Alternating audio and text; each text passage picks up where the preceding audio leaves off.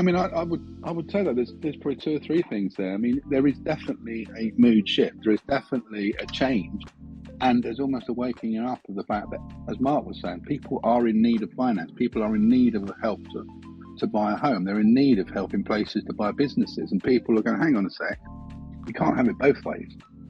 You can't say, oh, to do this, because on the one hand they say, oh, let's give you nice stable employment with 87 pay slips, but then they still want to see 3 months bank statements. Well, why don't we just cut to the chase and see the 3 months bank statements and see what they tell us about what's going to happen next month, rather than sitting on your laurels. I mean, I think COVID has shaken a few people up, because this expectation that secure office-based banking, lawyers, accountancy was going to last forever, and all that ever happened was your salary went up has been shaken a little bit. And so now they're saying, well, actually, if you're generating money, we're just purely going to judge you on what's happened in the last 3 months or the last 6 months.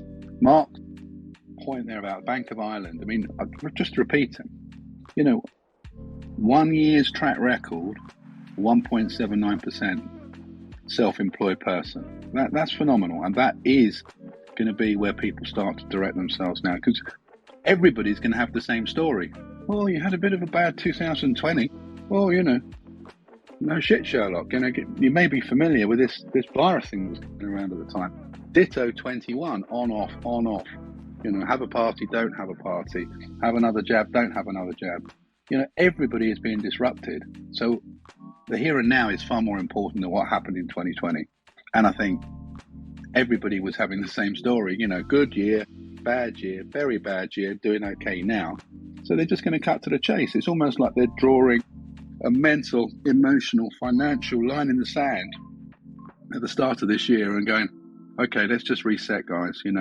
We'll judge you on everything you've tried to do and everything you're achieving today. And I think that's a really, really positive trend that's emerging, and certainly one that's going to help dozens, if not hundreds, of our clients. On the payslip thing you mentioned there, what I'm seeing a lot of people are asking for are 3 months payslips, but also a copy of the contract to prove that they've passed probation. Now, provided you got that and they can vouch it to a bank statement, mortgages are just being put through, being pushed through without even any questions. The one thing I'll always say is really key, is look after your credit. I don't think that is reiterated enough, even at school, even at secondary school level. It really should be, because bad credit, or relying on finance, or putting yourself in a position where you're getting a default, will result in you having to pay several percent more on a mortgage. It's not impossible, but several percent more, or you're just being pushed clean out, and it's like, no, because there's so many other people out there that do have good credit. So I would really reiterate that.